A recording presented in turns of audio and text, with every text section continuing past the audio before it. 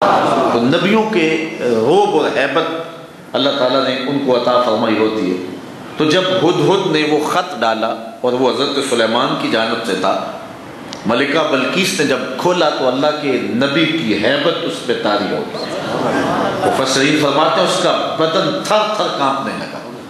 آیان سلطنت بلوائے گئے، انہوں نے کہا ہمارے پاس اسلحے ہیں، ہمارے پاس فوجیں ہیں، لیکن اس نے کہا کہ نہیں، ان کے پاس ہدیہ بھیجتے ہیں، پھر دیکھتے ہیں پیغام کیا آتا ہے۔ قیمتی موتی، لال جواہر، پکھراج، بہت کچھ بھیجا، لیکن ان چیزوں کی ضرورت حضرت سلیمان کو کیا تھی؟ یہ سب کچھ ان کے قدموں کی خاک تھے۔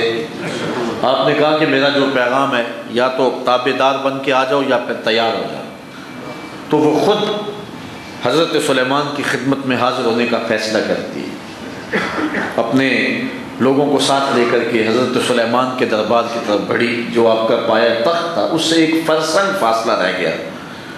تو حضرت سلیمان اپنے دربار میں بیٹھے تھے، آپ کے حاشیہ نشین، آپ کے جو ہے وہ اصحاب، آیان سلطنت، سارے لوگ بیٹھے تھے۔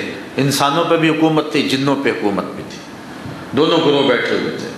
آپ نے لوگوں پہ نظر ڈالی اور فرمایا قال یا ایھا الملأ ایکم یاتینی بعرشھا قبل ان یاتونی مسلمین۔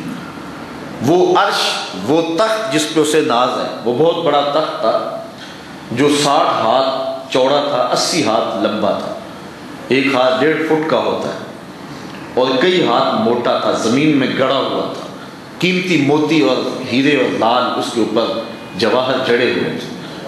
کہا کہ کوئی ہے جو اس کے آنے سے قبل وہ تخت میرے پاس لے آئے؟ بلقیس ایک فرسنگ دور رہ گئی، یہ بالکل قریب آ گئی۔ تخت 1 مہینہ جاتے ہوئے لگتا ہے، 1 مہینہ آتے ہوئے لگتا ہے۔ 7 کوٹھڑیوں میں تالے لگے ہوئے، پہرے دار کھڑے ہوئے، اس کو ٹکڑوں میں بانٹ کر کے بھی لائیں تو پھر بھی کئی سال چاہیے۔ لیکن اللہ کا نبی حضرت سلیمان علیہ السلام فرما رہے ہیں کہ مجھے اس کے آنے سے پہلے تخت چاہیے، کوئی لا سکتا ہے؟ قال عفریت من الجن، ایک جن کھڑا ہو گیا، وہ کہنے لگا انا آتی کا بہی قبل ان تقوم من مقامک، میں آپ کی مجلس کے برخاست ہونے سے پہلے تخت قدموں میں حاضر کر دیتا ہوں۔ مجلس برخاست ہوتی تھی دوپہر کو، یہ واقعہ تھا صبح کا۔ اس نے کہا میں دوپہر تک لے آتا ہوں، بہت بڑی بات تھی، 1 مہینے کی مسافت پہ تخت پڑا ہے، تو کہا دوپہر تک لے آتا ہوں، اور ساتھ کہا وَإِنِّي عَلَيْهِ لَقَوِيٌّ أَمِينٌ، میں طاقتور بھی ہوں، لا بھی سکوں گا، امانت دار بھی، کوئی قیمتی موتی بھی ضائع نہیں ہوگا، اصل صورت میں لا کے آپ کے سامنے رکھوں گا۔ بہت بڑی بات تھی، لیکن حضرت سلیمان نے کہا مجھے اس سے بھی پہلے چاہیے، مجھے اس سے بھی پہلے چاہیے۔ اب دیکھیے کتاب رحمت ہمیں کیا روشنی دے رہی ہے۔ قال الذی عندہ علم من الکتاب، پھر وہ اٹھا جس کے سینے میں کتاب کا علم تھا۔ وہ آپ کا بھانجا تھا، وزیر تھا، آپ کا مصاحب تھا، امتی تھا، نام آصف بن برخیہ لکھا ہے حضرات مفسرین نے۔ تو وہ اٹھ کے کھڑے ہوئے اور کہا انا آتی کا بہی، میں اس کو لے کے آتا ہوں، آنا میں آتی کا بہی، اس کے ساتھ آتا ہوں، اس کو لے کے آتا ہوں، جاتا بھی ہوں، لے کے آتا بھی ہوں۔ کتنی دیر میں؟ قبل ان یرتد الیک طرفک، اپنی آنکھ نہیں، اپنی آنکھ کی حرکت کو روکا بھی جا سکتا ہے، آپ کی آنکھ کے جھپکنے سے قبل میں اس تخت کو آپ کی آنکھ کے جھپکنے سے پہلے حاضر کر دیتا ہوں۔ فلما رآہ مستقرا عنده قال ھذا من فضل ربی، حضرت سلیمان ابھی آنکھ جھپکی نہیں، تخت سامنے پڑا ہوا، کہا یہ میرے رب کا فضل ہے، یہ شان ہے خدمت گاروں کی، سرکار کا عالم۔ حضرت سلیمان علیہ السلام کے امتی کی یہ شان ہے کہ 1 مہینے کی مسافت پہ پڑا ہوا تخت گئے بھی اور لے کے آئے بھی، آنکھ جھپکنے سے قبل یہ سارا سلسلہ مکمل بھی ہوا، سامنے سے غیب بھی دکھائی نہیں دیے، اور آئے بھی، ادھر بھی گئے، راستے میں بھی تھے، یہاں پہ حاضر و ناظر کا مسئلہ بھی حل ہوا۔ ولی کی طاقت بھی سمجھ میں آئی، اور یہ شان بنی اسرائیل کے ایک ولی کی ہے، تو پھر محمد عربی کی شان کا عالم کیا ہوگا، حضور کی عظمتوں کا عالم کیا ہوگا۔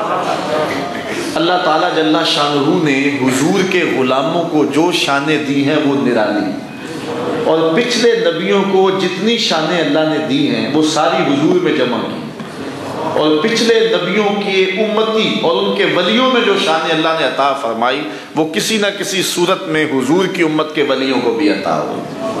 آنے واحد میں اللہ اکبر، تیہ عرض ہوا، زمین سمٹ گئی، تیہ زماں ہوا، اور وہ یہاں آ پہنچے۔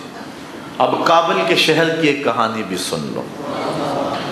لوگوں کا ہجوم ہے، لوگ اکٹھے ہوئے ہیں، بادشاہ کے دربار کی ایک کنیز گزرتی ہوئی رکی اور پوچھا کہ یہ ہجوم کیسا ہے؟ لوگوں نے کہا کہ بخارے سے ایک پیر آئے ہیں، نام بہاؤالدین نقش بند ہے، لوگ ان سے نیاز مندی حاصل کر رہے ہیں، ان سے نسبت قائم کر رہے ہیں۔ وہ ان امور سے ناواقف تھی دیانت دار۔ اس نے کہا کہ یہ کیا فائدہ دیتی ہے نسبت؟ تو لوگوں نے بتایا کہ من کا تزکیہ ہوتا ہے، روح کو نور نصیب ہوتا ہے، بہت چیزیں بتائیں۔ اس کی عقل کے مطابق یہ بات بھی بتائی کہ یہ پیر لوگ اوکھے ویلے کام بھی آتے ہیں۔ اس نے کہا نسبت قائم کرنے میں کیا حرج ہے؟ حضرت شاہ نقش بند بخاری سے نسبت قائم کر لی۔ رنگ چڑھا آپ کی روحانیت کا، دیانت دار پہلے ہی تھی اور زیادہ اچھی ہو گئی، بادشاہ کے گھر میں کام کرتی تھی، اس کی دیانت کی وجہ سے بادشاہ نے اس کو بہت زیادہ قرب دے دیا۔ جو باقی لوڈیاں تھیں انہوں نے حسد لیا اور بادشاہ کے گھر سے زیور چوری کر کے کہیں چھپا دیا اور اس پہ الزام دے دیا اور کسی طرح برآمد بھی کروا دیا۔ بادشاہ کو بڑا غصہ آیا، اس نے اس کی صفائی سنے بغیر کہا اس کو لے جاؤ چھت پہ چوبارے پہ اور وہاں سے جا کے دھکا دے دو تاکہ لوگوں کو پتہ چل جائے، باقی لوڈیاں محتاط ہو جائیں کہ بادشاہوں کے گھر کتنے معتبر اور متبرک ہوتے ہیں اور ان کے گھر کتنے مقدس ہوتے ہیں۔ ایسی حرکتیں بادشاہوں کے گھروں میں نہیں کی جاتی۔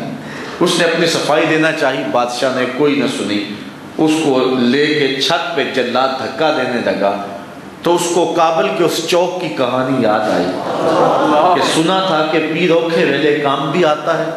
اس نے بغداد کی، اس نے بخارے کی طرف منہ کر لیا اور کہا شیخ للہ چو گدائے مستمند المدد خواہم ز شاہ نقش بند۔ یہ اس نے کہا اور فریاد کی، پیچھے سے جلاد نے دھکا دے دیا۔ جب جلاد نے دھکا دیا نا تو کیا دیکھتی ہے، جب نیچے آئی تو حضرت شاہ نقش بند بخاری کے ہاتھ پھیلے ہوئے، آنکھیں پھٹی کی پھٹی رہ گئی، کہنے لگی کہ آپ بخارے سے کب آئے تھے؟ تو حضرت فرمانے لگے تو از چبارہ آمدی من از بخارا آمدم، تو چبارے سے چل پڑی تھی میں بخارے سے چل پڑا۔ یہ شان ہے خدمت گاروں کی، سرکار کا عالم۔ آئیے کتاب رحمت میں ایک اور واقعہ دیکھتے ہیں۔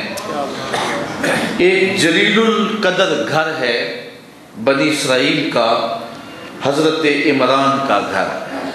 آپ قرآن مجید اٹھائیں تو قرآن مجید کی یہ تیسری سورت آل عمران کہلاتی ہے۔ یہ اسی عظیم المرتبت شخص کی اولاد کے نام اس سورت کو منسوب کیا گیا ہے۔ حضرت عمران کی بیوی کا نام تھا حضرت حنا سلام اللہ علیہا۔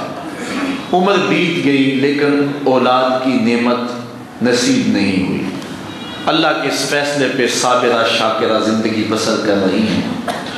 ایک دن دوپہر کا وقت ہے، آنگن کے اندر اگے ہوئے درخت کے نیچے چارپائی بچھا کے دوپہر کاٹنے کے لیے لیٹی تو ایک منظر دیکھا کہ شاخ کے اوپر چڑیا نے بچے نکالے ہوئے اور بچہ بھوک سے جب تڑپتا ہے تو چڑیا کہیں سے کوئی دانہ اٹھا کے لاتی ہے اور بچے کی چونچ کے قریب کرتی ہے، وہ چونچ کھولتا ہے تو چڑیا اس کے اندر دانہ رکھ دیتی ہے۔ بچے کے لیے یہ تڑپ جب دیکھی تو حضرت حنا کا دل چوٹ کھا گیا۔ کہا مالک اگر تو مجھے اولاد دے، جانوروں کو بھی تو نے بچے دیے ہیں، تو تیرے گھر بیت المقدس کے نام اسے وقف کر دو۔ ہوتا یہ تھا جو یہ منت مانتا اللہ اسے بیٹا دیتا، پہلا بچہ وہ بیت اللہ کے لیے وقف کر دیتا۔ بیت المقدس کے آس پاس تقریباً 400 حجرے تھے جس میں اس طرح کے وقف کیے ہوئے بچے عبادت میں مشغول رہتے تھے۔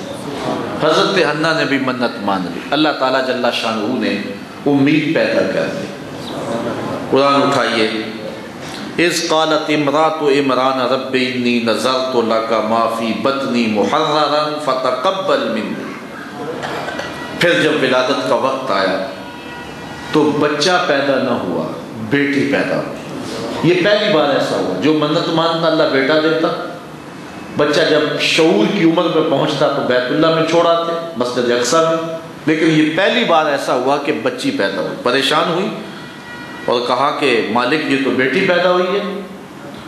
آواز آئی ولیس الذکر کالانثیٰ، یہ جو تمہیں بیٹی دی گئی ہے ایسے بیٹے بھی نہیں ہوتے، یہ عظیم المرتبت بیٹی۔ وَإِنِّي سَمَّيْتُهَا مریم، بیٹی کا نام کیا رکھا؟